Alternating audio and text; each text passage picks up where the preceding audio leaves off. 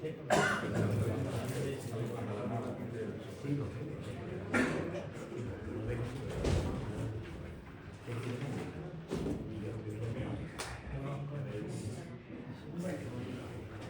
buenas tardes, bienvenidos a esta tercera sesión de las jornadas Buenas y Nobles Letras que estamos estrenando este año con muchísima ilusión y la verdad es que está resultando verdaderamente interesante descubrir, como decíamos en la primera jornada, esa otra faceta quizás menos conocida o menos abordada de la nobleza, que es ser sujetos creativos, ¿no? Ser autores destacados, porque sí es verdad que, como decíamos, la labor de la nobleza, pues es verdad que siempre ha destacado por su labor de mecenazgo, de impulso a las letras, circulación literaria de obras, ayuda a los autores a lo largo de los siglos, y bueno, también pues toda la cierta historia interesante, ¿no?, de la bibliofilia de la nobleza. O sea, hay una relación evidente entre la nobleza y las letras, ¿no?,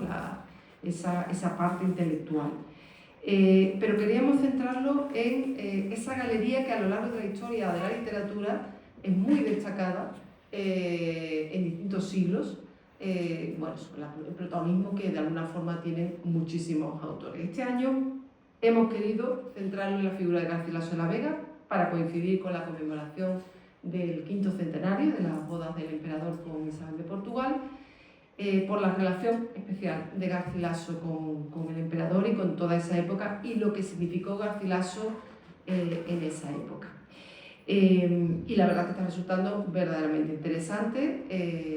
Hemos desvelado, se ha indagado en aspectos creo que menos conocidos de Garcilaso, y yo creo que está resultando una jornada muy interesante, con ganas de repetir el año próximo, que ya adelanto que será un año dedicado al centenario de la generación del 27, con algunos autores que formaron parte de la nobleza, como nuestros queridos Fernando Villalón o Manuel Alcón, ¿no?, por citar a dos de ellos.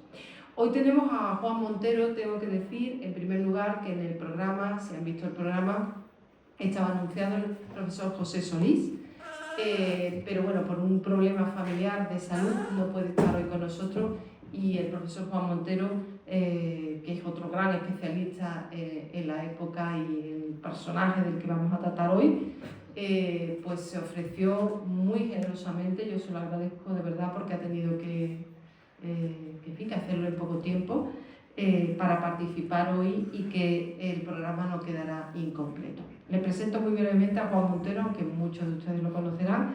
Él es catedrático de Literatura Española en la Universidad de Sevilla.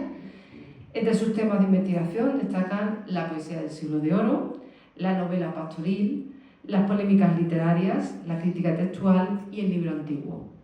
Pertenece a la Asociación Internacional Siglo de Oro y es el responsable del grupo de investigación PASO, Poesía Andaluza del Siglo de Oro, que fundó en 1988 la profesora Begoña López Bueno. Estuvo con nosotros, está aquí y ha sido una de las participantes en la jornada. Juan Montero ha sido el editor de la edición especial que en 1998 hizo la Universidad de Sevilla del libro que hoy nos ocupa. Hoy queríamos centrarnos en el Garcilaso de la posteridad, es decir, qué pasa con esa idea, esa figura de Garcilaso a lo largo de la historia. Ese siglo XVI, o sea, inmediatamente después de su muerte, y sobre todo en la modernidad.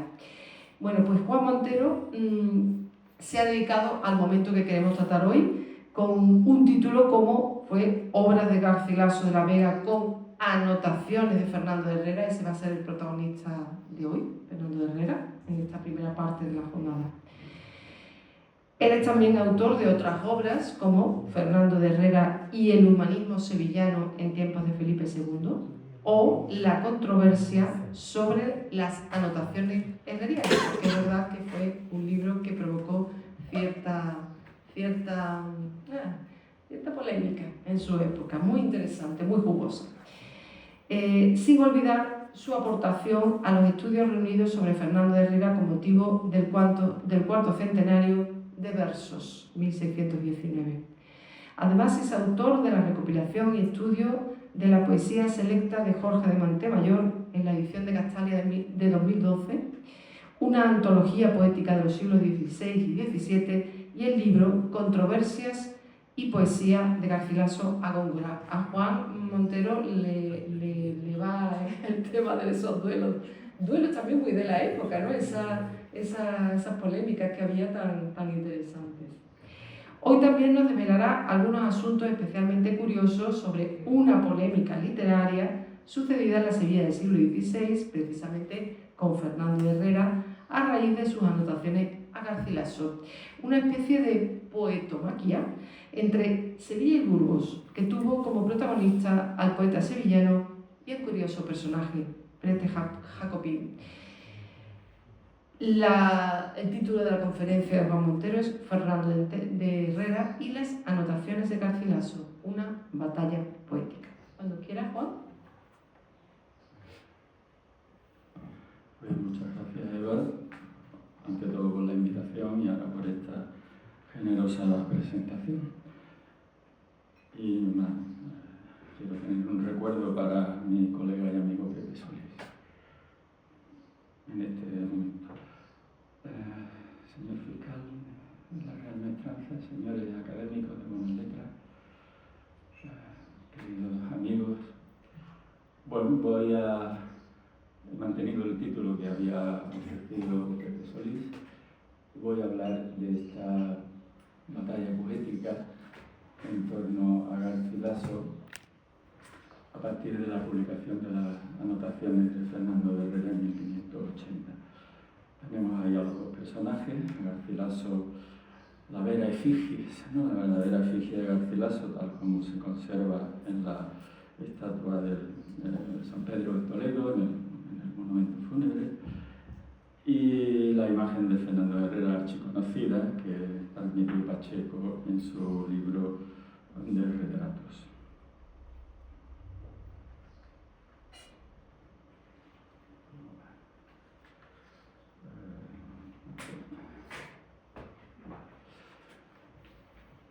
Voy a leer una primera parte de la intervención y luego ya completaré de una forma más improvisada. La aparición de las obras de Boscán y algunas de Garcilaso de la Vega, Barcelona 1543, supuso, como se sabe, un hito decisivo en la trayectoria de nuestra poesía áurea. El importante número de impresiones que alcanzó dicho volumen en las décadas posteriores viene a confirmar su influjo decisivo en la formación del gusto poético entre los lectores de la época. Y algo similar ocurre lógicamente con los autores activos desde 1540 en adelante, y quienes podría decirse, sin temor a exagerar, que llegaron a la poesía con un tomo de Boscán y Garcilaso entre las manos. Así hubo de ser en el caso de Fernando de Herrera, Sevilla, 1534-1597, uno de los nombres más representativos del humanismo vernáculo y de la poesía española de la segunda mitad del XVI. Por este Macri, a ver ahora cómo lo recupero.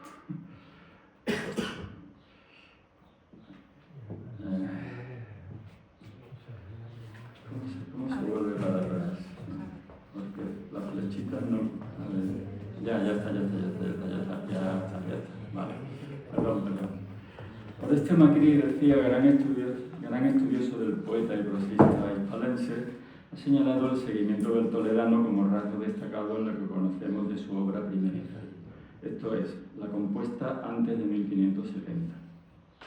Con el paso del tiempo, dicha imitación dio paso a una relación más compleja. Y es que, en la medida misma que Garcilaso se iba convirtiendo en el modelo de la lírica castellana, los autores más exigentes, y Herrera estaba sin duda entre ellos, sintieron la necesidad de enfrentarse al maestro desde una perspectiva más crítica, que conjugase la admiración con el afán de superarlo o, cuando menos, diferenciarse de él, explorando otras posibilidades poéticas.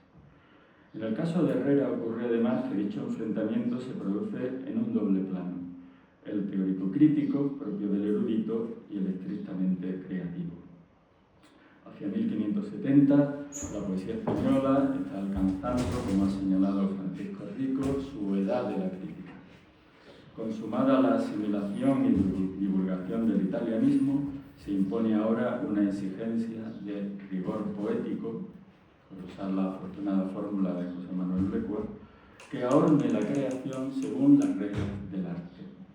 En ese proceso, Garcilaso, cuyos versos ya circulan impresos independientemente de los de Boscán desde 1569, desempeña, naturalmente, un papel destacado.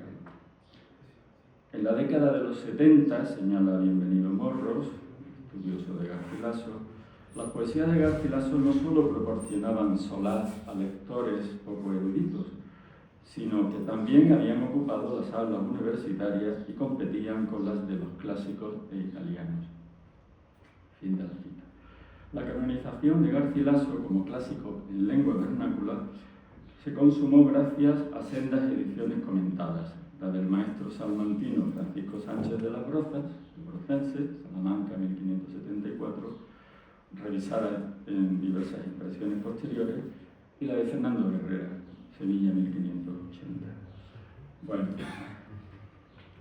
partimos entonces de la primera edición, la de 1543, la primera que tienen ahí a la izquierda, de Barcelona 1543, las obras de Boscán y algunas de Garcilaso de la Vega. En este libro es en el que cristaliza lo que empieza como una anécdota, digamos, en las tornabodas de 1526 en Granada, en la famosa entrevista de Boscán y Navallero, de la que tenemos noticias gracias a que Boscán la da precisamente en el prólogo que escribe al libro segundo de los 4 que forman este volumen. 3 con la poesía de Boscán y el 4 con algunas obras de Garcilaso de la Vega. Ese libro se convierte en un éxito editorial inmediatamente, se imprime por todas partes, no en Sevilla, curiosamente, no conocemos ninguna edición sevillana de Boscán y Garcilaso, hasta que en 1569, en Salamanca, aparece una edición en la que finalmente, como dice con acierto Elías Rivers, Boscán y Garcilaso se han divorciado. Ha producido Garcilaso divorciado de Boscán, ¿no? En realidad, el que habla de divorcio es el librero Simón Borgoñón, Matías Gas, el impresor. Simón Borgoñón, en un texto preliminar a los lectores, donde habla de que los lectores pedían llevarse solo la parte de Garcilaso de ese libro. Hay que recordar que los libros en la época no se vendían necesariamente encuadernados. Los cuadernillos amontonados con algún tipo de atijo, digamos, ¿no? Y los lectores querían llevarse solo la parte de Garcilaso y dejarla de Boscán. Entonces dice, bueno, yo ya estaba un poco cansado de esto, lo que voy a publicar solo los poemas de Garcilaso en un libro. Y ahí surge este libro con un título significativo: Las obras del excelente poeta Garcilaso de la Vega. Se supone o se entiende que en este libro ya participa el brocense, aunque su nombre no aparece en ningún lugar del libro. Pero es bastante probable que así fuese por algunos retoques o enmiendas textuales que ya presenta esta edición con respecto a la de 1543 y posterior. El nombre del brocense sí que aparece finalmente en la primera edición comentada, la de Salamanca 1574, que repite el título, sigue el artículo, Obras del excelente poeta Garcilaso de la Vega, con anotaciones y enmiendas del licenciado Francisco Sánchez, catedrático de retórica en Salamanca. Anotaciones y enmiendas. Ese es el trabajo filológico que lleva a cabo el brocense. Por un lado, anota los versos de Garcilaso, fundamentalmente con un objetivo: identificar las fuentes de la imitación. ¿Qué poetas clásicos o italianos ha imitado Garcilaso en sus versos? Esa es la idea fundamental del brocense. Y eso se justifica, como dirá en un prólogo, en un texto preliminar que añade a la impresión del comentario 1577, porque dice: no puede haber un poeta que sea excelente si no sabe imitar a los la excelencia poética se demuestra en el saber imitar, porque eso supone un conocimiento de lenguas, hay que saber latín, griego si es posible, italiano, y supone un saber poético que consiste en apropiarse de lo que otros han escrito y hacerlo propio, hacerlo de uno mismo, ¿no? Que no sea una copia, un plagio, desde luego que no, ni siquiera una copia, sino una recreación realmente, ¿no? Entonces, ahí está la excelencia poética y por eso el Brocense anota la fuente de la imitación, que además le pueden servir para enmendar versos, es decir, para corregir errores textuales que se habían transmitido en las sucesivas impresiones. Hay un ejemplo muy conocido, voy a recordarlo rápidamente, en la Oda Florenidi hay un verso que siempre se editaba como siempre ponzoñosa, como siempre ponzoñosa, una estación, ¿no? Se refería a que el amigo de Garcilaso, del que habla en la Oda, está enamorado de una señora que no le corresponde y por eso el amigo se ha alejado de diferentes actividades, entre ellas no frecuenta la palestra, ha dejado las actividades, digamos, deportivas, ¿no? Y dice, la palestra, como siempre, ponzoñosa. Claro, el Brocense dice, no, como siempre, ponzoñosa, porque está imitando un pasaje de Horacio donde se habla de una serpiente. Por lo tanto, ahí está la enmienda. O sea que las anotaciones le pueden servir para las enmiendas textuales y el trabajo se complementa, ¿no? Así que el Brocense fue el primero, y eso es un gran mérito, y más en el siglo XVI. Ser el primero siempre es un gran mérito. Y esto le escoció a Herrera sin duda.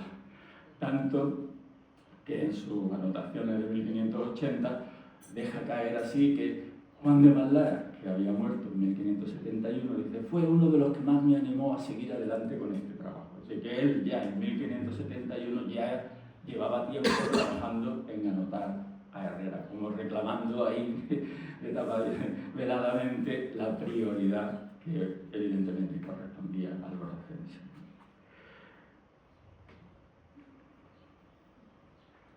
Aquí tenemos las anotaciones de Herrera, la portada de la edición Príncipe en uno de sus 3 estados, el último. Luego tenemos la portada de la edición Facsimil, que está basada en el primer estado, además era el juego de la diferencia entre las dos portadas y veréis que no son iguales. Esa es la que editamos en 1998. Y luego tenemos la edición, digamos que actualmente de referencia entre el público en general, que es esta de Ignacio Pepe y de José María Reyes, y nuestro recuerdo, ¿verdad? Y además me es grato señalarlo en la presencia de Rogelio Reyes, con el que comparto hoy cartel, siendo él como es un primer espada, un maestro en los estudios literarios, del que me honro haber tenido como profesor y compañero en el departamento. Así que aquí tenemos el libro de Herrera, que es un libro materialmente bastante distinto del Brocense. El libro del Brocense es un librito en 12avos, un tamaño muy reducido, que tiene unas 200 páginas, si no recuerdo mal, mientras que el de Herrera es un libro en cuartos y ya tiene un tamaño mayor y unas 700 páginas. Esto ya nos da la misma materialidad, nos da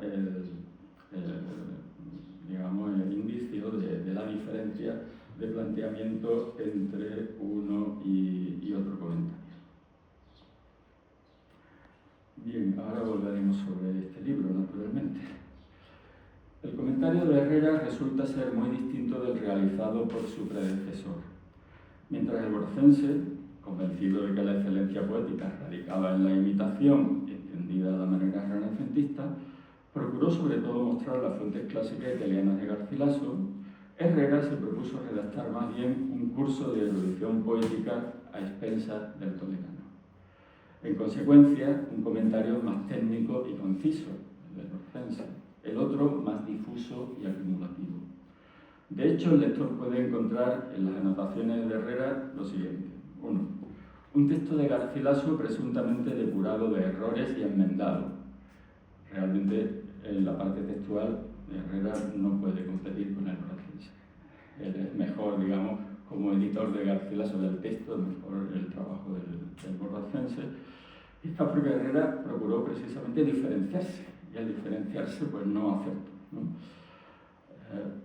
Segundo, un conjunto de discursos, así lo llama Herrera en el índice, en la tabla, ¿no?, como decían entonces, del libro. Un conjunto de discursos que son notas largas, ¿no?, relativamente extensos, que contienen consideraciones histórico-críticas sobre los géneros poéticos cultivados por Garcilaso, así como sobre ciertos procedimientos retóricos, la metáfora, el epíteto, el neologismo, y otras materias de erudición o de asuntos generales. Por ejemplo, hay una nota un discurso muy interesante sobre un sintagma garcilasiano, el osado español. Eso le da pie a Herrera, es toda una disertación sobre la nación española, la valentía, la osadía, que es un tema también de su poesía. 3. Hay también, además de lo que he dicho, un nutrido número de anotaciones más o menos extensas según los casos, pero no llegan tanto como a ser discursos, ¿verdad?, que versan sobre asuntos muy diversos. Identificación de fuentes, como había hecho el Brocense, y lugares paralelos del texto de Garcilaso. Lugares paralelos me refiero a pasajes de otros poetas que habían escrito sobre el mismo tema o habían dicho algo parecido a Garcilaso, aunque él no lo hubiese tomado como fuente. Entonces Herrera añade a la fuente los lugares paralelos, con lo cual el comentario va creciendo, ¿no? Y además, frecuentemente, estos versos, sean fuentes o lugares paralelos, están traducidos por Herrera o algún colaborador. Y este es otro punto importante del volumen. Es una obra, en cierto modo, colectiva. Sí, Fernando Herrera, sin duda. Ahí está su nombre, anotaciones de Fernando Herrera. Pero luego, dentro del libro, desde los preliminares ya vamos que va apareciendo todo un grupo de ingenios sevillanos o andaluces en general, ¿no?, que muchas veces se encargan de traducir esos textos que son fuentes o lugares paralelos identificados por Herrera. Luego, seguimos con la variedad de notas que pone Herrera. Hay notas que explican los contenidos, lo que llamaba la retórica, la res, ¿no?, de los versos del toledano, con información erudita acerca de materias tales como la mitología, la filosofía natural y moral, la geografía, la historia, etc. Una enciclopedia erudita. Y finalmente, y esto es lo que más nos interesa en realidad hoy, hay notas que contienen juicios críticos, sean de elogio o de censura, sobre la calidad de los versos garcilasianos, con frecuentes observaciones sobre el empleo de las figuras retóricas y de los recursos métricos. Sobre eso volveremos. Un resumen de la valoración de la poesía de Garcilaso por parte de Herrera, incluso con un atisbo de las reservas que dejan ver algunas de las notas, puede leerse al final de una vida del poeta, una vida de Garcilaso, que figura entre los preliminares del libro, que son extensísimos. A lo largo de algo más de 2 páginas va Herrera detallando los méritos de los versos garcilasianos, que en un determinado momento llega a parangonar con los de Virgilio, ¿no?, son palabras mayores. La acertada combinación de afectos y elocuencia, la adecuada selección y disposición de las palabras, apuntando Herrera, sin embargo, algún reparo. La claridad y la falta de afectación sin incurrir en la humildad del estilo, el equilibrio entre la gravedad y la dulzura, el buen criterio en el uso de las figuras y tropos, etc. Especialmente perceptivo se muestra el crítico con los valores fónicos y rítmicos del poeta. La armónica distribución de los acentos permite leer los versos sin perder el compás de la respiración, dice Herrera. Está pensando, por tanto, en la lectura en voz alta. Cosa que es importante tener en cuenta. En conclusión, cito, dice Herrera, escribió mucho en poco, porque no dejó en aquel género lugar para los que le sucedieran. Lo cierto es que, más allá de la innegable apreciación encomiástica de la obra garcilasiana, Herrera se propone acometer una revisión del lugar que corresponde al toledano en la trayectoria de nuestras letras. Y este afán revisionista está en el origen de la polémica subsiguiente. En este sentido, el planteamiento herreriano solo puede entenderse en el marco de un proyecto cultural concebido en términos tanto literarios como históricos y políticos. Herrera, sus colaboradores sevillanos, andaluces en general, afronta la redacción de su comentario en unos años marcados por la resaca nacionalista que siguió a Lepanto, en 1571, evento histórico sobre el que Herrera escribe la que es su primera obra impresa, una redacción de la guerra de Chipre y suceso de la batalla naval de Lepanto, que lleva como remate la famosa canción en alabanza de Don Juan de Austria, la canción por la victoria de Lepanto, que ha sido durante mucho tiempo el poema más conocido de Fernando de Herrera. El horizonte intelectual del planteamiento herreriano está definido por dos ideas. De un lado, la competencia cultural entre España e Italia como herederas de la cultura clásica, eso por un lado. Y por otro, la necesaria solidaridad entre las armas y las letras por otro. Conjugando ambos factores, Herrera cree llegado el momento de elevar las letras españolas a la dignidad de las armas imperiales. Y de esta manera colocar el castellano, el español, luego veremos por qué digo así, a la cabeza de las demás lenguas vulgares. En este proyecto, a Garcilaso, como príncipe de los poetas españoles, bueno, podemos parar aquí un momento y detenernos en las imágenes sobre este tema de las armas y las letras que acabo de apuntar, ¿no? Porque como vemos, y es lo único que no varía en absoluto entre los diferentes estados de la primera edición, la xilografía que adorna la portada del libro alude claramente a ese concepto de las armas y las letras. Las tenemos representadas gráficamente, visualmente en el yelmo por un lado y el libro por otro, ambos rodeados por sendas coronas, una de laurel, otra de hiedra, en alusión a la poesía épica, a la poesía lírica, y luego en el listel una frase latina, non minus reclarum aut quam illud, que en el estudio bibliográfico que acompaña la edición antes citada del 98, pues pudimos identificar como procedente de una obra de Cicerón, de Oficis, sobre los deberes, en un pasaje concretamente en el que Cicerón comparaba los méritos civiles de Solón con los militares de Temístocles y decía que uno y otro merecían ser reconocidos como igualmente excelentes o eruditos. Las armas y las letras equiparadas. Y Herrera retoma esa frase pues intencionadamente, pues se ve que todo el diseño corresponde a esa idea. Mi amigo Pepe Solís ha añadido una segunda lectura en un trabajo que publicó precisamente en Aurea Poesis, el homenaje a Begoña López Bueno, apuntando a la idea de que también hay como una dimensión temporal en esto y aquello, diciendo que los modernos se han equiparado a los antiguos. Lo de ahora, esto, es tan excelente como aquello, lo que escribieron los antiguos. ¿Sí? Que me parece, es decir, que hay una nueva edad de oro en las letras españolas, promovida desde Sevilla, precisamente, por los poetas sevillanos. Es una idea que perfectamente enriquece la lectura de la xilografía del libro. Bueno, esa cuestión de las armas y las letras está presente en la obra, desde la portada, lo acabamos de ver, y inmediatamente reaparece en el primer texto preliminar del libro, que es el famoso prólogo que escribió el maestro Francisco de Medina para la obra, que empieza con estas palabras.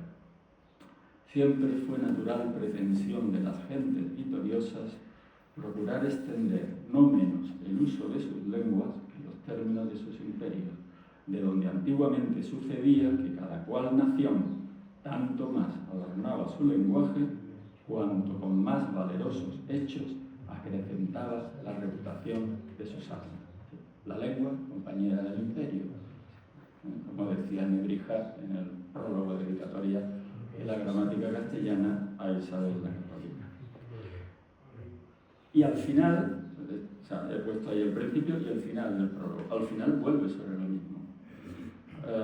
Hablando de las obras que Fernando Herrera tiene en preparación, porque publicada solo tenía, como he dicho, la relación de la batalla de Lepanto. Salidos en público estos y otros semejantes trabajos, se comenzará a descubrir más clara la gran belleza y esplendor de nuestra lengua. Y todos, encendidos en sus amores, la sacaremos, como hicieron los príncipes griegos a Helena, del poder de los bárbaros. Encogeráse de hoy en adelante, la arrogancia y presunción de los vulgares y de las otras naciones europeas.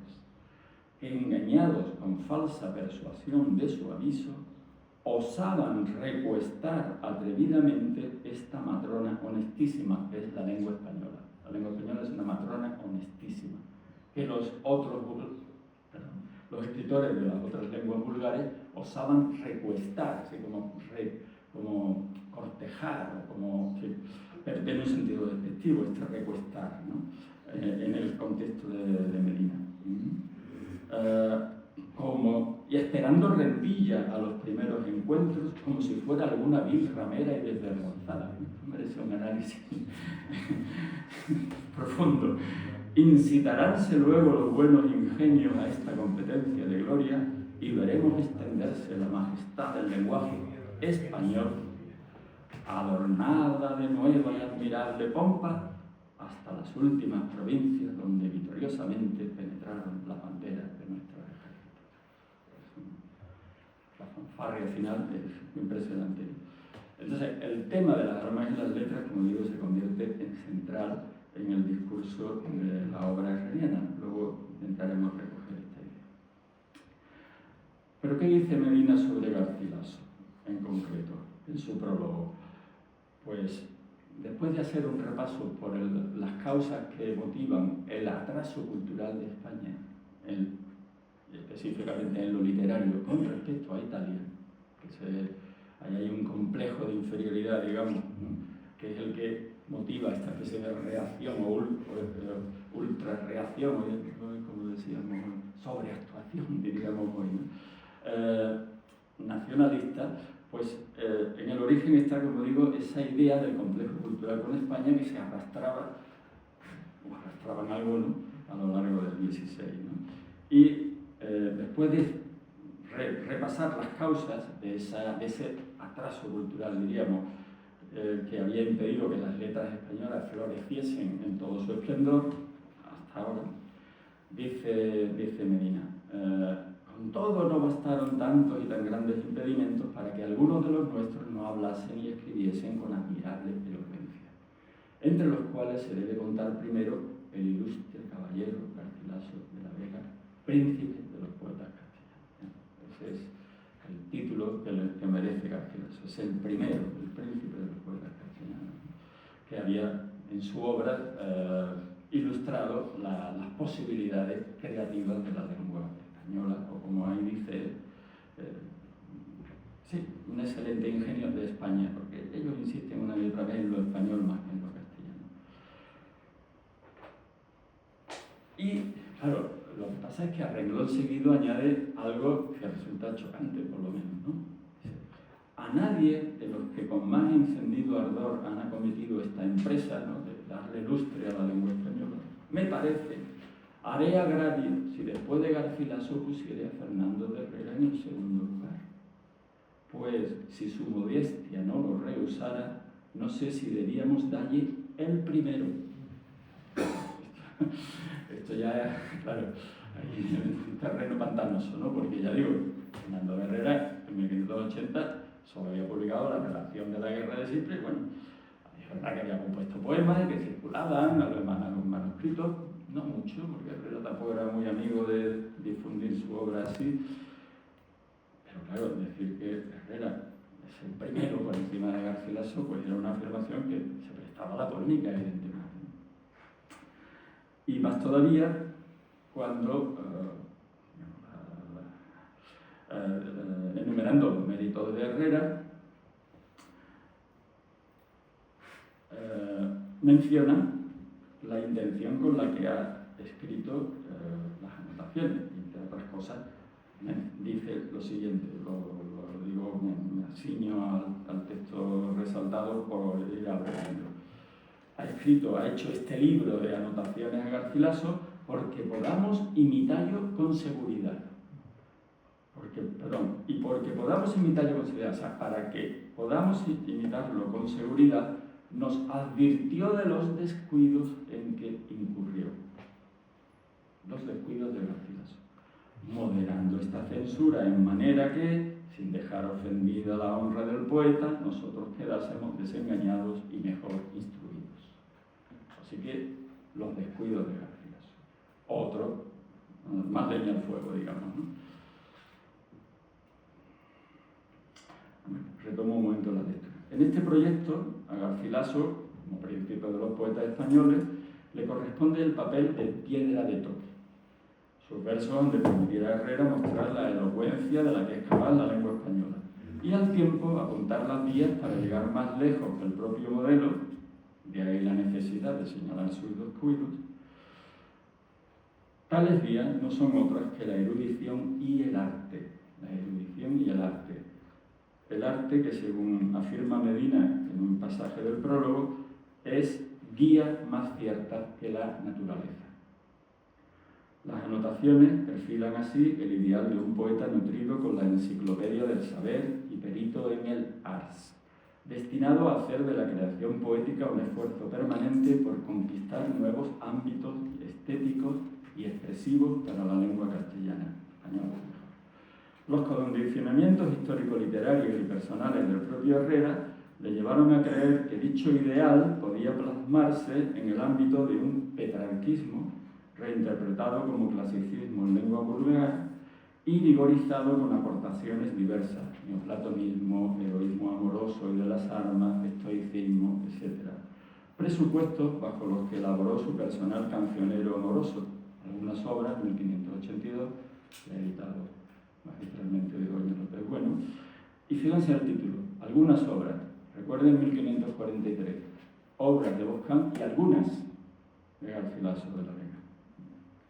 Claramente lo está retomando Herrera. Sin desdeñar el ejemplo de esos versos, parece que fue con todo el ideal de erudición poética formulado en las anotaciones el factor de mayor peso en el proceso de intensificación grupista que, como ha mostrado nuevamente Begoña López Bueno, vive la poesía española en torno a 1600.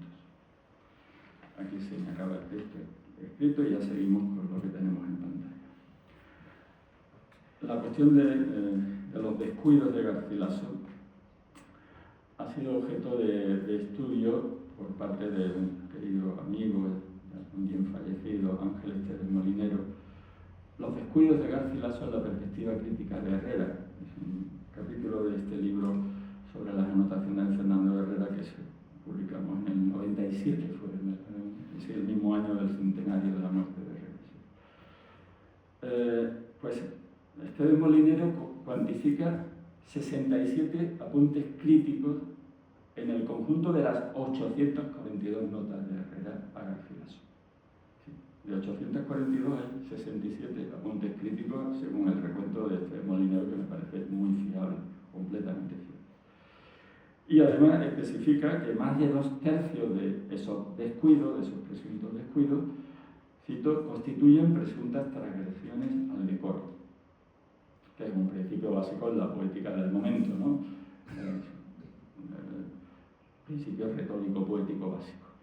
Tanto el decoro interno, es decir, la adecuación, el actum entre las palabras y las cosas, como el decoro externo, la adecuación entre el texto y el público. Todo ello siempre en el marco del género de que se trate.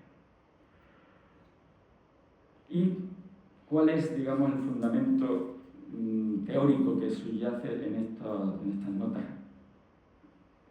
críticas, en sentido negativo ahora, en estas notas que señalan descuidos de Garcilaso? Pues lo tenemos en la frase resaltada debajo. Lo dice el propio Herrera en una nota que pone a los versos agudos que aparecen en la canción segunda de Garcilaso. Y lo justifica. Es un defecto poético para Herrera usar versos agudos en una canción elevada, digamos, amorosa, como esta, ¿no? Y lo justifica así Herrera, lo explica así. Garcilaso no halló en su tiempo tanto conocimiento de artificio poético, que su ingenio lo levantó a mayor grandeza y espíritu que lo que se podía esperar en aquella sazón. El problema de Garcilaso es que en su época no había tanto conocimiento de las doctrinas poéticas en la interpretación de Herrera. Bien, pues todo eso está como decía antes, ¿cómo voy de tiempo? Regular para tirando mal, ¿no? Porque cuando llevo... Debería ir terminando, ahora quiero empezar. Bueno, pues abrevió, no hay más remedio, que quien manda, manda. La cuestión de la polémica. Ahí está el fermento. Y desde el primer momento aparece que la polémica tiene un trasfondo de castellano y andaluz. Esto lo sabemos en buena medida por el propio Herrera. La polémica tiene dos grandes textos: el ataque de Pérez Jacobín a las anotaciones de Herrera y la respuesta de Herrera. Pues bien, en la respuesta de Herrera nos informa sobre algunas cosas. Y entonces ya habla de que había recibido, antes de publicar el libro, cartas desde Madrid advirtiéndole de que a ver si no iba a citar a los poetas castellanos tanto como a los andaluces. O luego el propio Herrera informa que había recibido, que después de publicar el libro, recibió un ataque, una carta satírica contra él, en una muy prolija carta que envió Damasio de Frías, escritor radicado en Valladolid, a un platero que estaba en Sevilla. No menciona Herrera una censura que ya estaba impresa en 1580, el Brocenses, sin nombrar a Herrera, le dirige claramente un dardo crítico en el prólogo al lector que puso a la traducción de Os Lusíadas de Camões, Salamanca 1580, traducción de Luis Gómez de Tapia, vecino de Sevilla.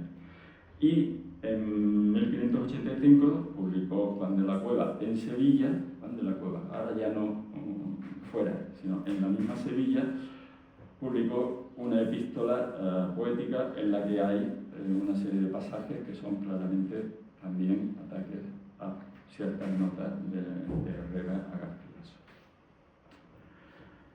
¿Quién estaba detrás de ese Pérez Jacobín que desde Burgos escribió contra Herrera? Pues nada menos que Juan Fernández de Velasco, que tenía toda esa prosapia, todo ese linaje que ahí tiene, y fue un personaje muy destacado de la vida política y también cultural española de su tiempo.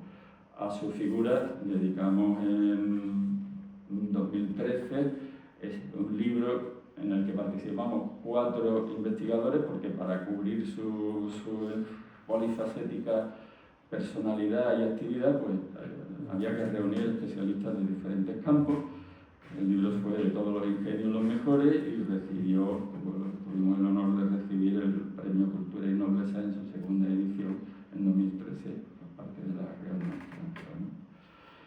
Ahí tenemos al señor Fernández Velasco al fondo a la izquierda, presidiendo la delegación española que negoció la paz con Inglaterra en 1604. Los dos textos de la polémica circularon manuscritos en su época, sobre todo el de Pérez Jacobín, menos el de Herrera. Por primera vez los editó en 1870 José María Asensio, la Bibliófilos Andaluces. Por mi parte, en 1987 publiqué una nueva edición, resultado de mi tesis doctoral. En ese libro yo pude utilizar un manuscrito que no había conocido Asensio y que realmente es el mejor manuscrito, está en la Biblioteca Nacional, 17.553.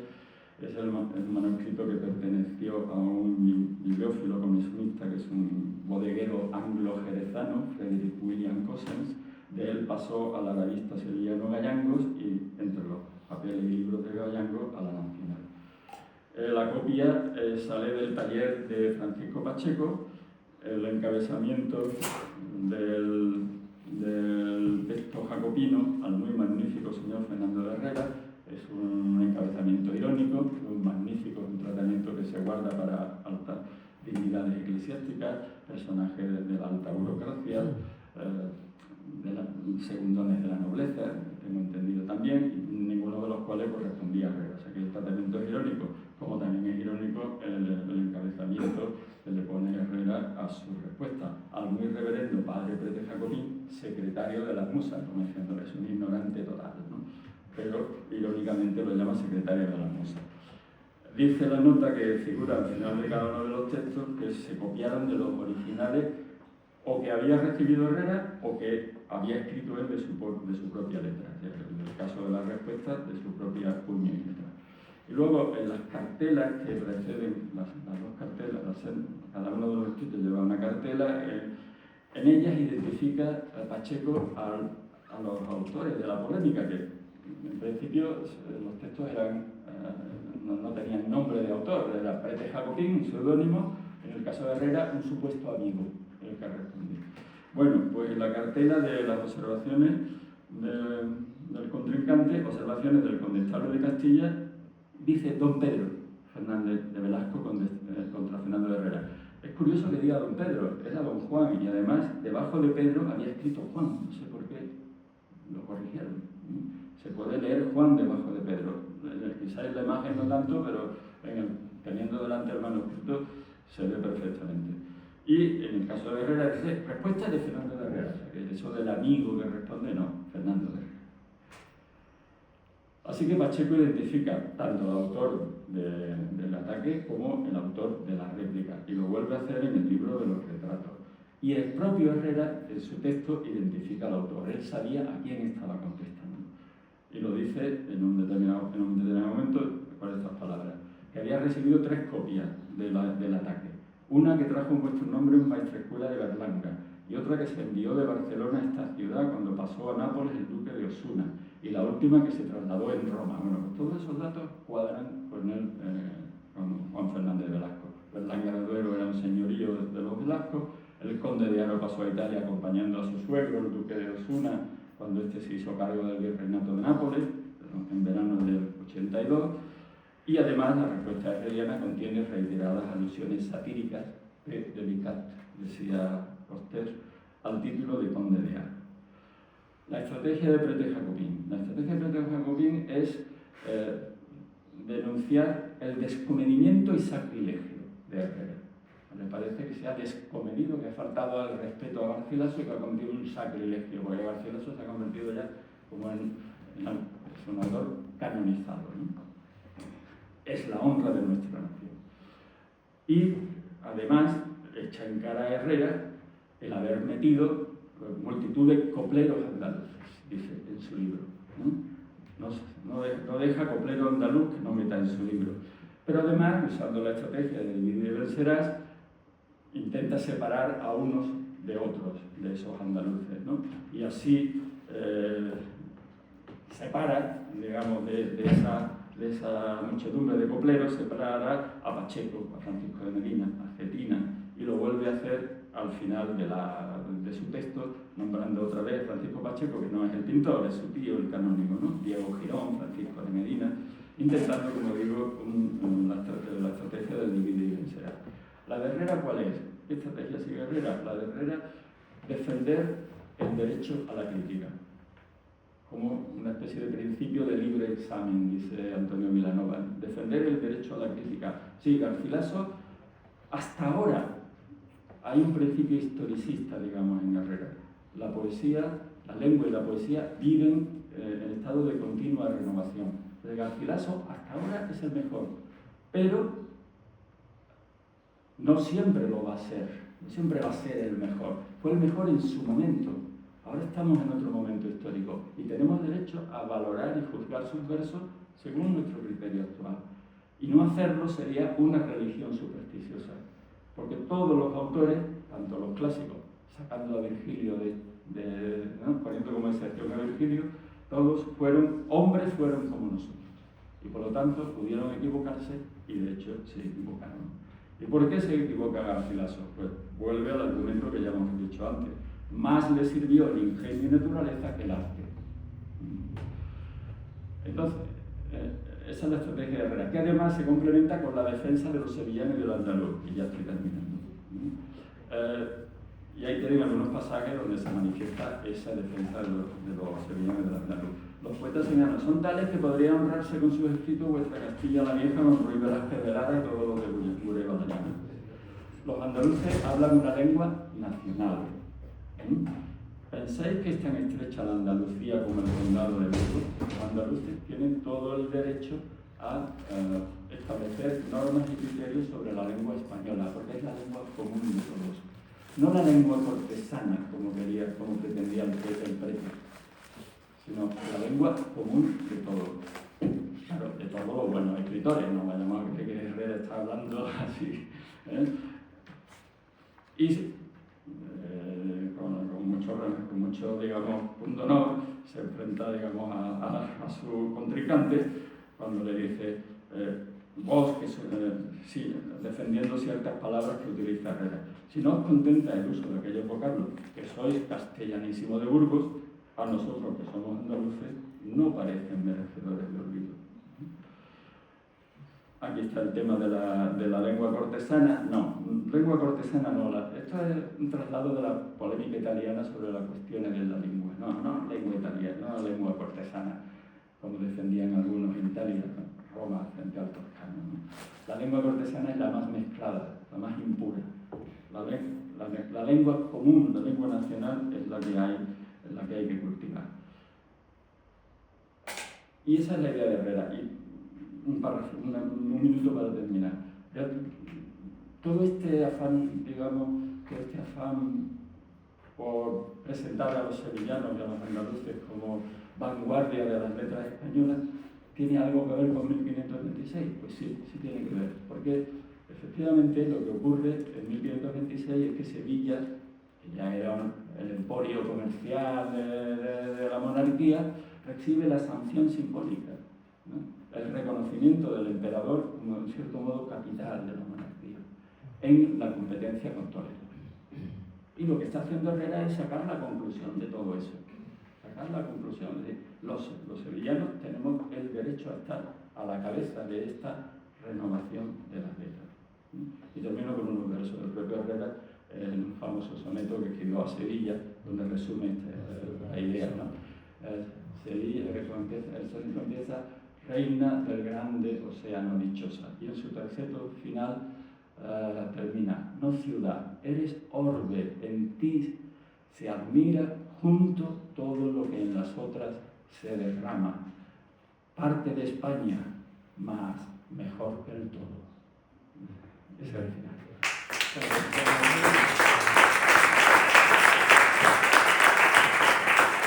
La institución, por otro lado, contamos con muchísimas alianzas. Yo no voy a presentar a Rogelio, no hace falta, ¿no? Además me riñe siempre que lo presento, pero yo quiero decir alguna cosa. Yo quiero anunciar que próximamente se va a reeditar un libro clásico de Rogelio, ya que vamos a hablar un poco también de la generación del 27, ¿no? De cómo influyó Garcilaso también en esa generación modernísima. Su libro, que de verdad yo siempre en todos los foros lo reivindico, Sevilla, la generación del 27, que creo que es un libro que ya es un clásico y que se va a reeditar en breve. Él lo publicó en 1927, pero está absolutamente actual. Hoy nos invita a hacer uno de esos viajes literarios en el tiempo a los que nos tiene acostumbrados. Yo creo que los libros de Rogelio son verdaderos prodigios de literatura comparada, donde nos enseñan lo que otros supieron de otros y cómo otros influyeron en los otros, y la verdad es que él siempre ha planteado esa cadena de influencias tan interesante que es la propia literatura, ¿no?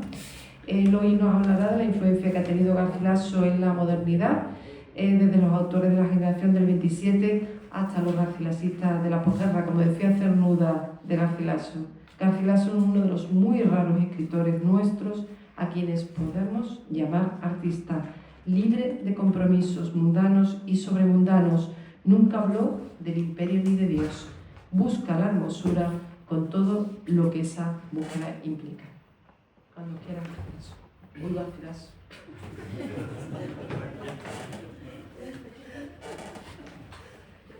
Señor vicedirector de esta Real Academia, señor fiscal de la Real Maestranza de Caballería de Sevilla, señoras y señores académicos, queridos amigos, bueno, señoras y señores. Gracias, querida Eva, porque ha sido parca, en el elogio, y yo te lo agradezco realmente, pero agradezco también a la Real Maestranza la organización de este ciclo, porque realmente es verdad que la conjunción entre armas y letras ha sido una auténtica constante, ¿no?, en la historia de la literatura española. Aquí se han esgrimido algunos nombres, pues no sé, Santillana, Jorge Manrique, Hurtado de Mendoza, Alonso de Ercilla, José Cadalso en el siglo XVIII, Rivas, Halcón, Villalón, etc. Hay, por lo tanto, materia sobrada para continuar con este ciclo de conjunción, digo, entre armas y letras, entre nobleza y creación cultural y artística. Bien, me corresponde cerrar, clausurar este ciclo, y yo quisiera remedar un poco las palabras del Evangelio de San Juan. En el principio fue el verbo y el verbo no, en el principio fue una boda, en el principio fue una boda, la del futuro emperador Carlos con Isabel de Portugal. Bueno, ¿y por qué fue en el principio una boda? En el año 1526. ¿Y por qué tanta trascendencia? Sencillamente porque fue una boda muy especial, porque por una parte en esa boda confluyeron no solamente el rey, los cortesanos, los servidores, los pajes, sino algunos personajes de gran relieve cultural y de gran relieve literario. Bueno, yo cito a dos, pero puede haber más, evidentemente. Está Andrea Navallero, el embajador de la Serenísima de Venecia, que por cierto escribió un bellísimo libro que se llama Viaje por España, y que yo se lo recomiendo a ustedes porque hace una semblanza de la Sevilla o de la Granada de la época realmente interesante, ¿no?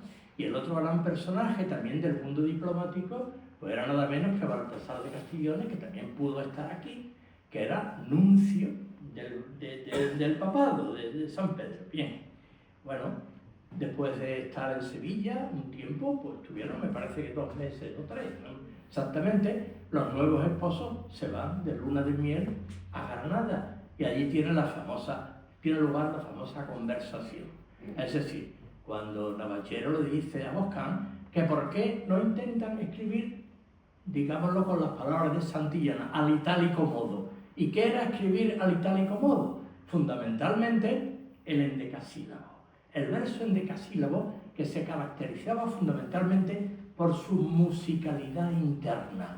Frente al octosílabo español, cuyo fuerte era el golpe del consonante, o sea, la rima, en los endecasílabos la rima no era tan decisiva. Lo decisivo era la distribución acentual, la elegancia, la musicalidad interior. Eso es revolucionario, ciertamente, ¿no? Y aunque Santillana había hecho la tentativa, hasta que no llega realmente Garcilaso, pues eso, ese trasvase de la alta poética italiana no tiene lugar.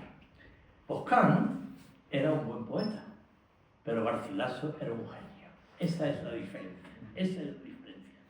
Y por lo tanto, le traslada la recomendación de Navallero y, bueno, Garcilaso es un genio que muy pronto va a conocer una enorme fortuna literaria, una alta estimación entre los poetas españoles, que muy pronto lo van a convertir en un auténtico modelo poético, es decir, en un canon, en un escritor canónico.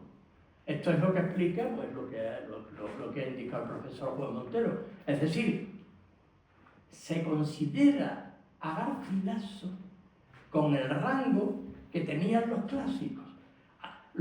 A los únicos que se les comentaba, que se hacían recesiones, se convertían en modelos, eran los antiguos poetas grecolatinos, escritores grecolatinos, o la Biblia, ¿no? Evidentemente se le atribuye entonces, y esta es la novedad, a Garcilaso de la Vega la condición de clásico.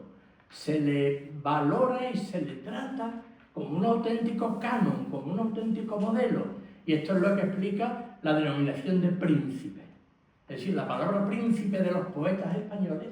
Y realmente, ¿qué ha ocurrido? Pues que Garcilaso ha tenido esa alta estimación prácticamente sin solución de continuidad, sin altibajos, porque hubo excelentes poetas que tuvieron altibajos.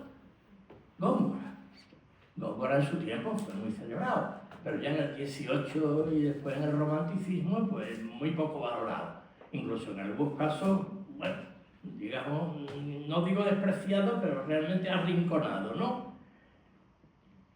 Y ahí hay que esperar un poco a Rubén Darío, a los escritores del simbolismo, del modernismo, o sea, a los escritores que centraban la expresividad de los poemas en el lenguaje para encontrarnos de nuevo a un Góngora sobresaliente, es decir, a un Góngora al que pontifica, al que canonizan los escritores del 27.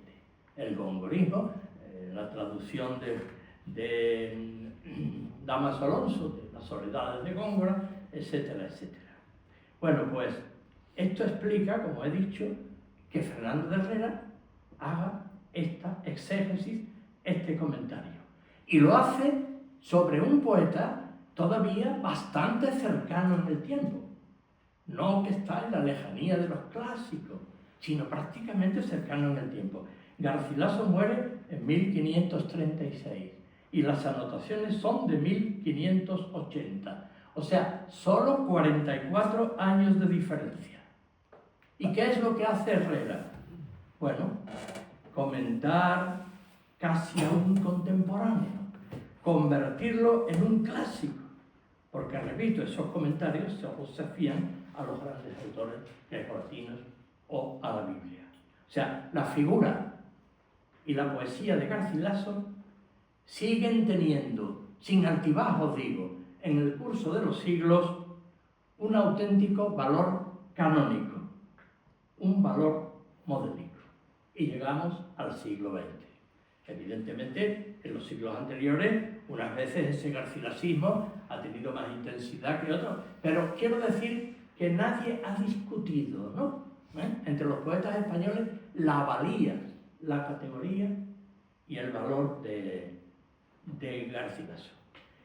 Como se me ha pedido que hable del garcilasismo, pues prácticamente en el siglo XX, pues bueno, yo voy a enumerar en esa fortuna de Garcilaso, en ese garcilasismo contemporáneo, 4 fases.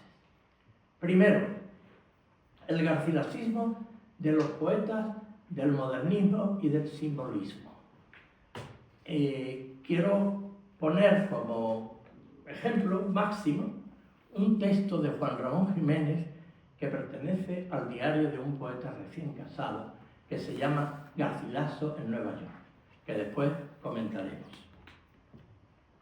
La segunda fase estaría ya representada por los poetas del 27 que ven en la poesía de Garcilaso, yo qué sé, la construcción clásica, la elegancia formal, el aliento amoroso, la naturalidad culta, ¿no?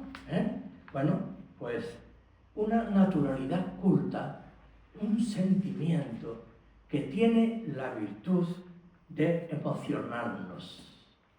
Es decir, la virtud que no tenía, por ejemplo, Fernando de Herrera.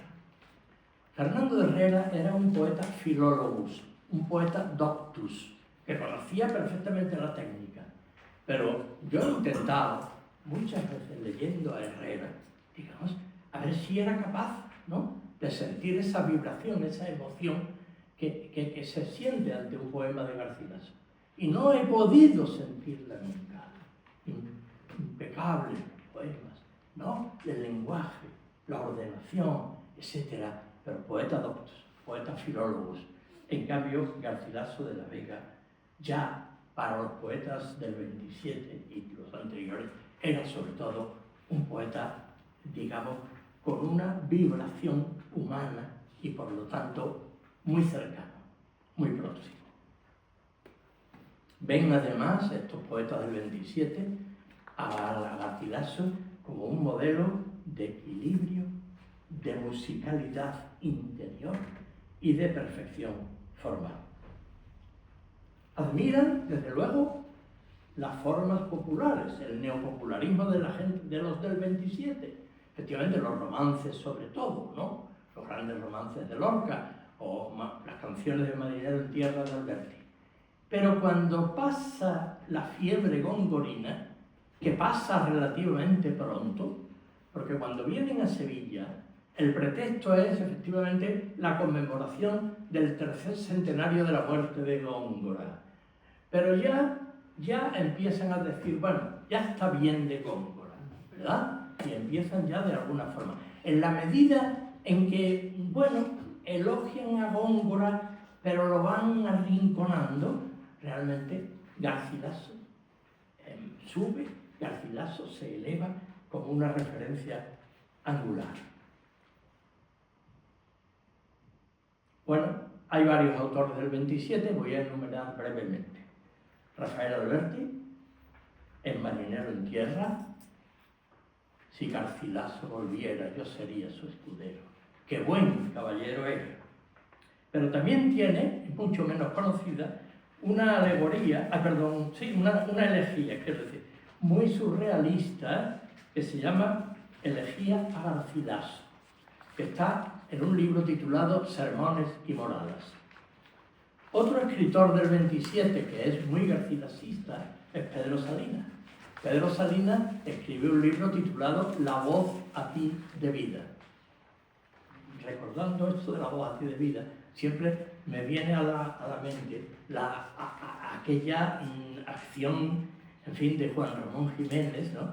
Que leyendo el libro sustituye, revisa el título y lo tacha, ¿no? La voz a mí de vida, porque realmente Juan Ramón pues entendía que estos jóvenes del 27 pues estaban muy dentro en su órbita, ¿no? Es decir, esta es la voz a ti de vida, es un verso, como saben ustedes, de la égloga tercera de Garcilaso.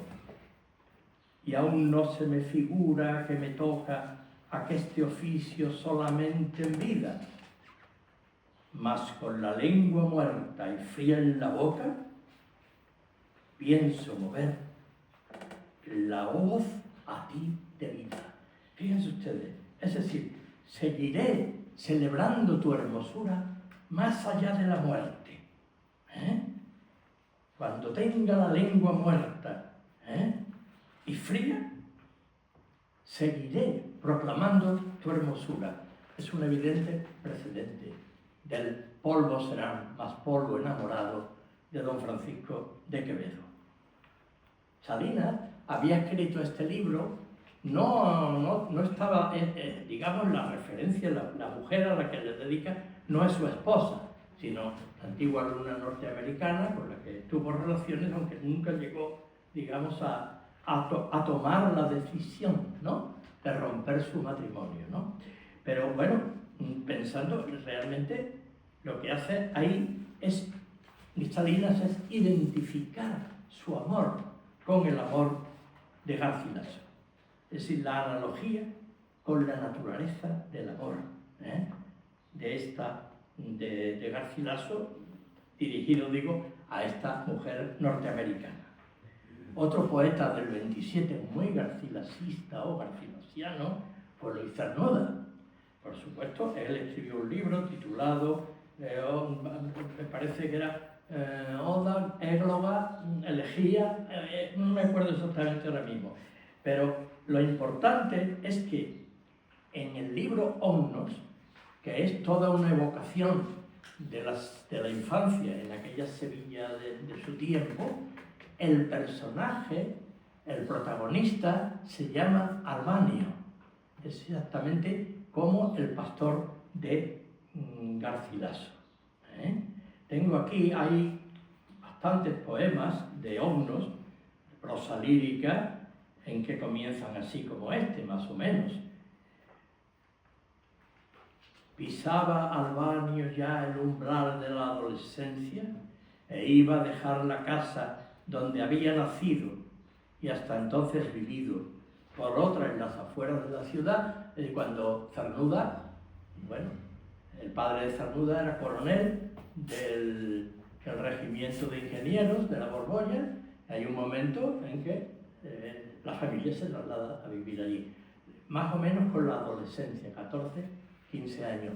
Pero esa identificación con Albano significa que realmente Cernuda le tenía auténtica adoración a Garcilaso, ¿no? Bueno, en los aledaños del 27 tenemos la figura de Miguel Hernández.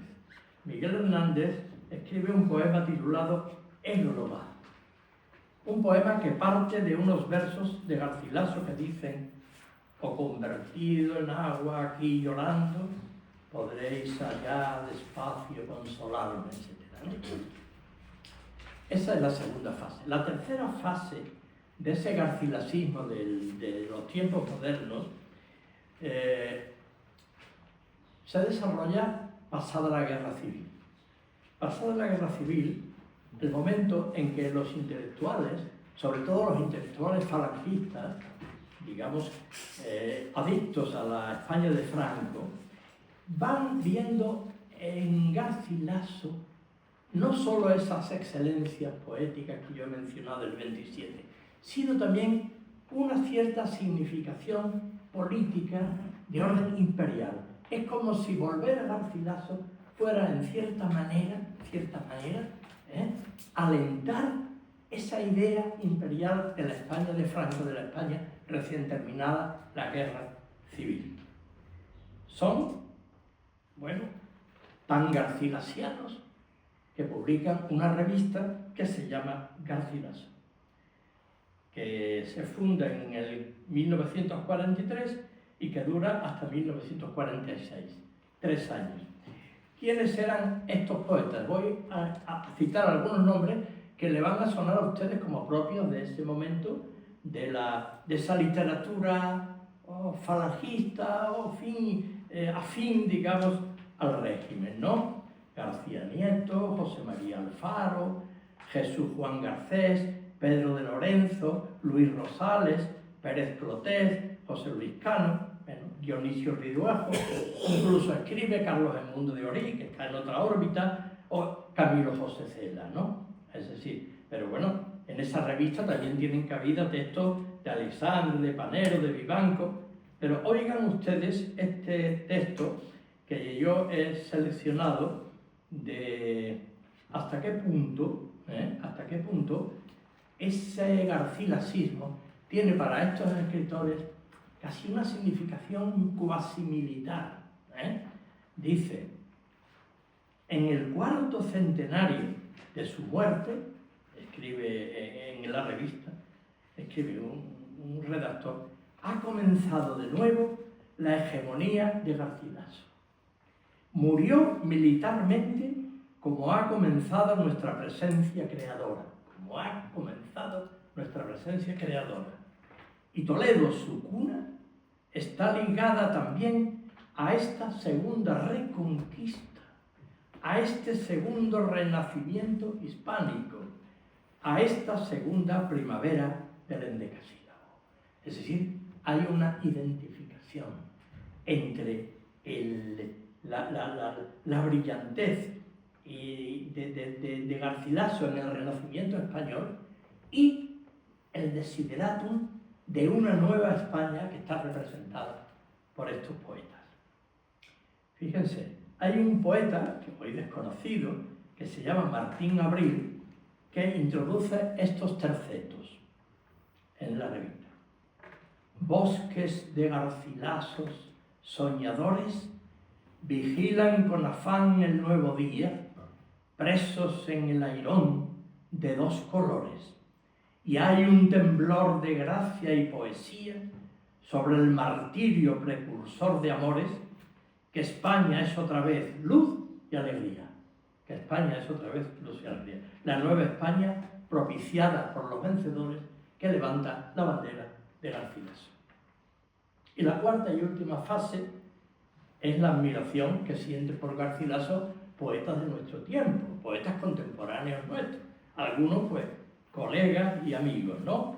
Yo voy a poner solo un ejemplo, y es el poema titulado Garcilaso 1991 del libro Habitaciones separadas del poeta granadino Luis García Montero, que es el actual director del Instituto Cervantes. Bien, bueno, pues ahora podríamos hacer una lectura rápida, si quieren ustedes, de estos textos. Vamos a leer El Garcilaso en Nueva York de Juan Ramón. ¿Cuándo vino de España aquella carabela que trajo con esta pequeña joya de libro seco y manchado hoy la carga infinita de belleza? Aquí, bajo este árbol preñado de verdura, Garcilaso, que desde cuándo estaba sentado esperándome, está conmigo, es decir, en mí, mirando con mis propios ojos en el cielo aún la primavera nueva, luz levantada con el cristal de su libro o dilatada imagen de su mirar que vio a Abril en Toledo. Sí, en ningún libro, en cuadro alguno, en ninguna insinuación de aquí hay una frescura, un verdor, una suavidad, un rumor, una transparencia más igual a la de esta primavera que en estos 11 versos de Garcilaso que yo digo en voz alta. No lean ustedes lo que está en cursiva, eso lo he introducido yo. Y lo he introducido yo porque hay unos papeles de Juan Ramón en Puerto Rico donde él ya indica justamente que son esos versos. Pero en el diario de un poeta recién casado, eso no se incluye, se salta. Leyéndolos yo, cada verso, doncella o doncel desnudos, con toda la hermosura tierna de abril, ha dejado corriendo el mar cada calle, verdes, inesperadas y alegres, las 11 avenidas de Nueva York, de New York. Sí, yo he sido, pero los policías sonríen. Es decir, Juan Ramón en 1916 ha ido a Nueva York a casarse con Zenobia, con la americanista rubia, como él decía, que vivía allí. Y entonces está en un parque. Y él cuenta que emitió en voz alta estos versos de Garcilaso que están aquí, ¿no? Quien me dijera, Elisa, vida mía, etcétera, etcétera. Y dice que los policías sonríen. O sea, hay ahí una identificación con Garcilaso. Pero sobre todo, fíjense ustedes las palabras que utiliza, las valoraciones que hace, ¿no? Dice frescura, verdor, suavidad, rumor, transparencia, son todos sustantivos aplicados a la poesía de Garcilaso. Y hay aquí, al principio, en la línea 3, hay una metáfora que a mí me ha subyugado, me ha emocionado. Aquí, bajo este árbol preñado de verdura.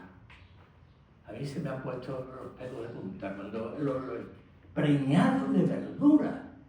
O sea, el árbol tendrá musgo y tendrá las hojas y todo. Bueno, realmente esto es lo que podríamos decir de este poema. Naturalmente que no voy a hacer un comentario completo porque el tiempo no nos lo permite. Después viene Alberti. Si Garcilaso volviera, yo sería su escudero.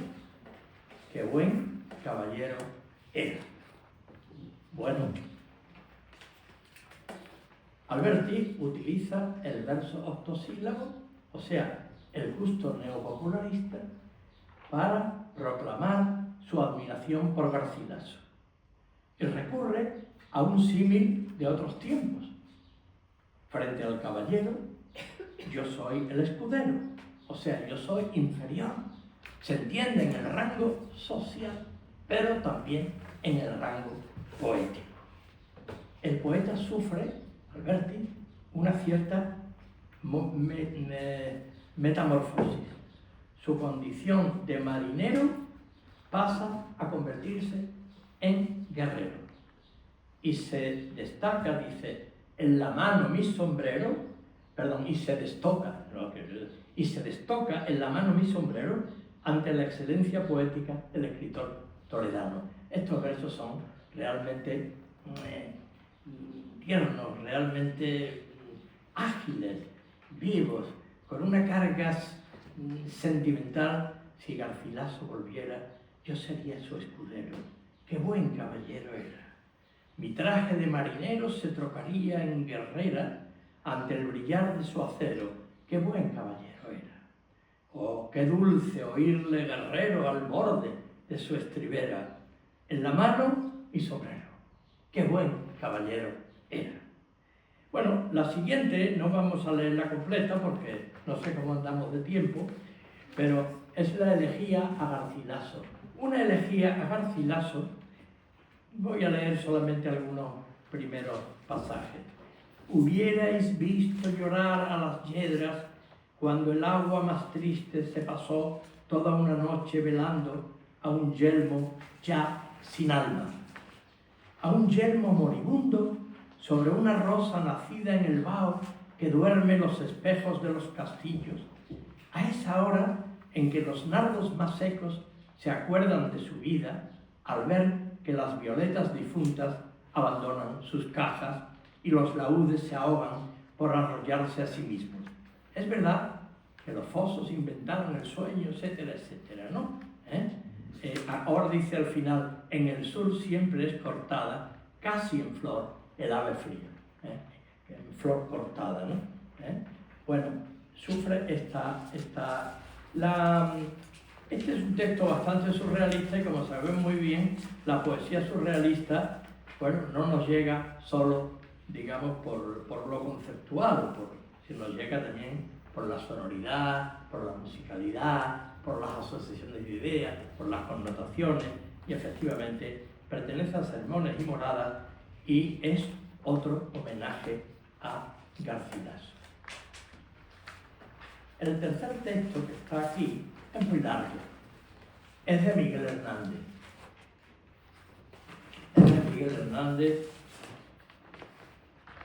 Y lo titula Égloga, y dice: o convertido en agua, aquí llorando, podréis hallar despacio consolarme.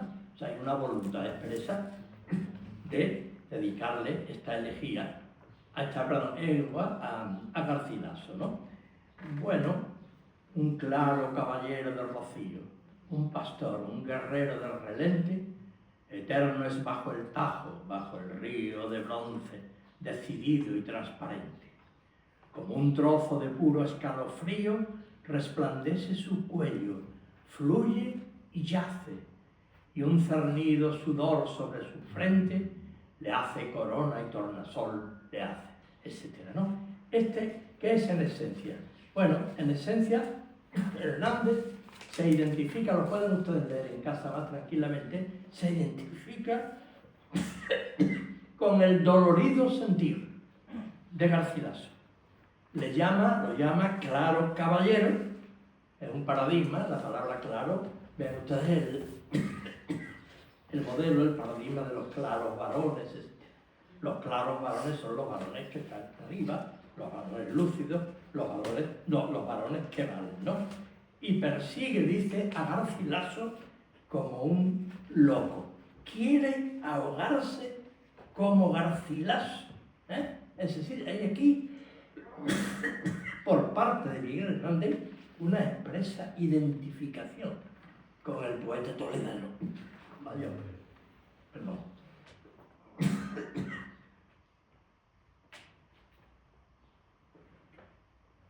Y vamos a terminar con Luis García Montero. Garcilaso, 1991.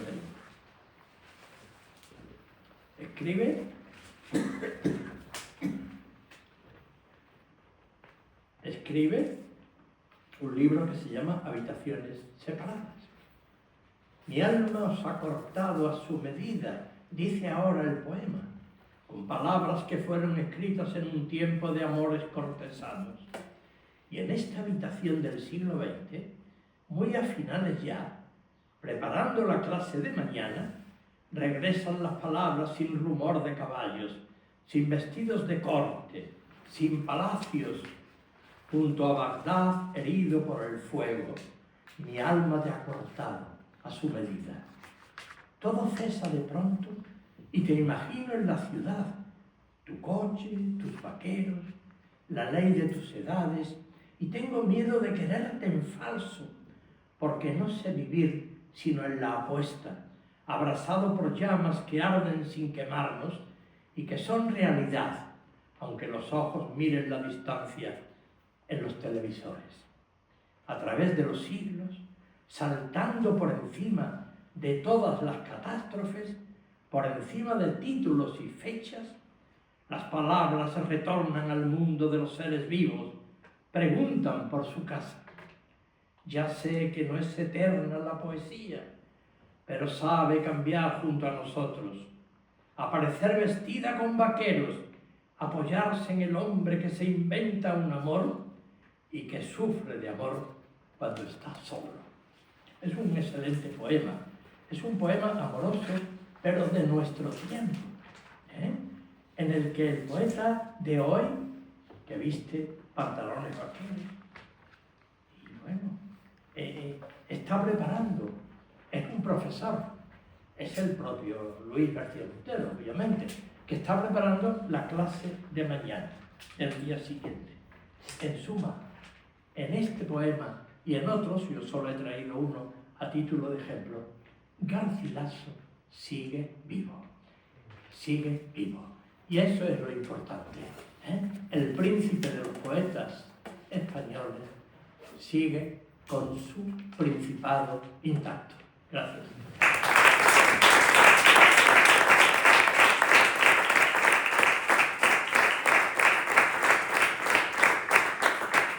Bueno, muchísimas gracias, Rogelio, además, es puntual.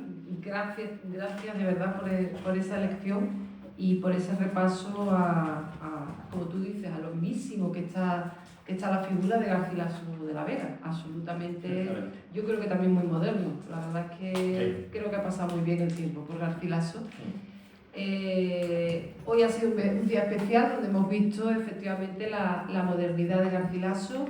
Les agradezco la presencia en esta jornada a la Real Maestranza de Caballería, como decía, por ser cómplice en estas jornadas que han comenzado, pero que yo creo que van a tener una continuidad porque hay mucha tela que cortar y bueno, rescataremos a nuevos personajes, de la nobleza que fueron escritores y que pertenecen pues, bueno, a nuestra gran historia literaria. El año que viene, ya les anuncio, en fin, que rescataremos a Fernando Villalón y Manuel Alcón y otros personajes también. Edgar Reville, por ejemplo, es un personaje que también forma parte de esa generación del 27, incluso Cristina de Arteaga. Cristina de Arteaga también, que fue monja en Santa Paula y que fue una escritora, creo que excelente. Así que nada, continuamos. Muchísimas gracias por su presencia y a Rogelio y a Juan por su esfuerzo y por sus excelentes lecciones magistrales. Muchas gracias.